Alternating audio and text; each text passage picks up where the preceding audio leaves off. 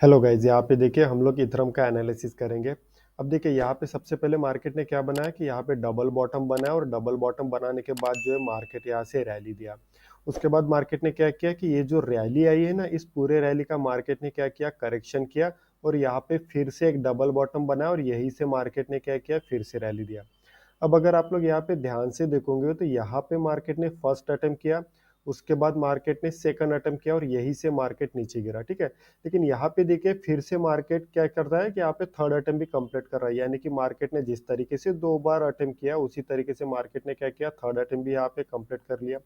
अब यहाँ पे मैं बिग रेजिस्टेंस की बात करता हूँ तो यहाँ पे मुझे क्या दिखाई दे रहा है कि ये देखिए फर्स्ट अटेम्प्ट, सेकंड अटेम्प्ट, तो यहाँ पे ये प्रोबेबिलिटी ज्यादा से ज्यादा निकल के आती है कि मार्केट जो है यहाँ पे थर्ड अटेम्प्ट जरूर करेगा। ठीक है, क्यों? क्योंकि जिस तरीके से यहाँ पे मार्केट ने 3 बार अटेम्प्ट किया है तो उसी तरीके से काफी नजदीक जो है एक और रेजिस्टेंस निकल के आता है जो इसके कंपेरेटिवली ज्यादा मायने रखता है। ठीक है, तो कहीं ना कहीं मार्केट जो है first attempt second attempt complete करने के बाद मार्केट थर्ड अटेम्प्ट भी कंप्लीट करेगा। अब देखिए हमें चाहिए मल्टीपल कंफर्मेशन। ठीक है, एक चीज देखकर हम लोग ट्रेड नहीं लेते और एक चीज देखकर ही हम लोग एनालिसिस नहीं करते, हमें चाहिए मल्टीपल कंफर्मेशन। जितने ज्यादा कंफर्मेशन होंगे उतनी ज्यादा एक्यूरेसी निकल के आएंगी। तो देखिए यहीं पे क्यों मतलब ज्यादा से ज्यादा प्रोबेबिलिटी दिखाई दे रही है। सबसे पहले तो यहाँ पे फर्स्ट सेकंड, तो यहाँ पे थर्ड आने की काफी ज्यादा प्रोबेबिलिटी है।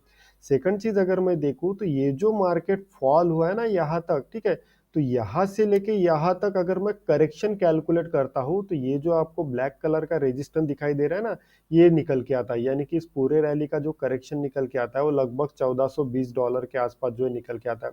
सेकंड चीज, यहाँ पर भी अगर मैं रेजिस्टेंस कैलकुलेट करता हूँ तो यही पर ही जो है रिजेक्शन निकल के आता है।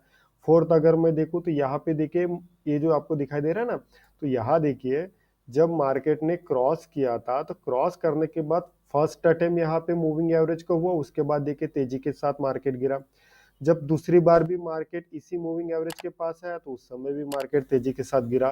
तो यहाँ पर ये एक और प्रोबेबिलिटी बढ़ जाती है कि मार्केट फिर से यहाँ तक आ सकता है, इसी मूविंग एवरेज तक, और यहाँ पे रिजेक्शन लेके मार्केट जो है दोबारा नीचे गिर सकता है।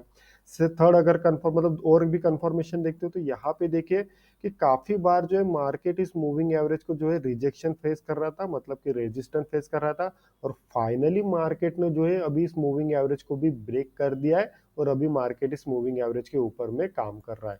तो यहाँ पे एक और चीज हो सकती है कि सबसे पहले हो सकता है कि यहाँ से मार्केट में करेक्शन है, जैसे ही मार्केट में करेक्शन आता है तो कहीं ना कहीं मार्केट इस मूविंग एवरेज को सपोर्ट रिएक्ट कर सकता है और उसके बाद जो है मार्केट फिर से एक रैली दे सकता है। ठीक है, यानी कि हमें क्या चाहिए, अभी करंटली एक करेक्शन चाहिए। क्यों?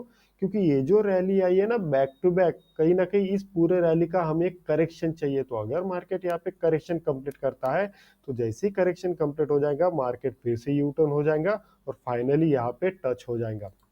सेकंड चीज अगर मैं आपको दिखाऊं तो यहाँ देखिए मैंने एक डॉटेड लाइन मतलब ड्रॉ किया। अब ये डॉटेड लाइन क्या है? ठीक है, तो डॉटेड लाइन हमें क्लोजिंग बता रही है। इसका मतलब ये है कि अगर इथरम 1400 के भी ऊपर चला जाता है लेकिन जो क्लोजिंग है 1390 के आसपास देता है, तो यहाँ पे ज्यादा से ज्यादा कंफर्मेशन यही निकलेगा कि मार्केट जो अभी यही से नीचे की तरफ तेजी के साथ मूव होने वाला है। अब आप लोग यहाँ पे देखिए। ठीक है, अब देखिए मैंने क्या किया, ये हो गया फर्स्ट अटेम्प्ट, उसके बाद एक हो गया सेकंड अटेम्प्ट।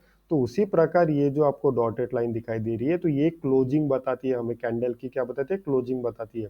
तो इसका मतलब है कि अगर यहाँ पे शैडो तो कितनी भी बड़ी आ सकती है, लेकिन अगर हमें क्लोजिंग 1390 के आसपास मिलती है तो उसकी प्रोबेबिलिटी ज्यादा हो जाएंगी कि मार्केट जो है 1390 से ही नीचे की तरफ ज्यादा से ज्यादा जाने की मुझे यहाँ पे प्रोबेबिलिटी दिखाई दे रही है। सेकंड चीज, यहाँ पे हम जरूर टच होंगे ऐसा मुझे लग रहा है। क्यों? क्योंकि काफी ज्यादा नजदीक आ चुका है, तो मार्केट इसे टच किए बिना नीचे नहीं गिरेगा। हाँ, सबसे पहले तो एक करेक्शन जरूर करेगा, लेकिन करेक्शन कंप्लीट होने के बाद फिर से मार्केट जो है ऊपर साइड की तरफ मूव कर सकता है।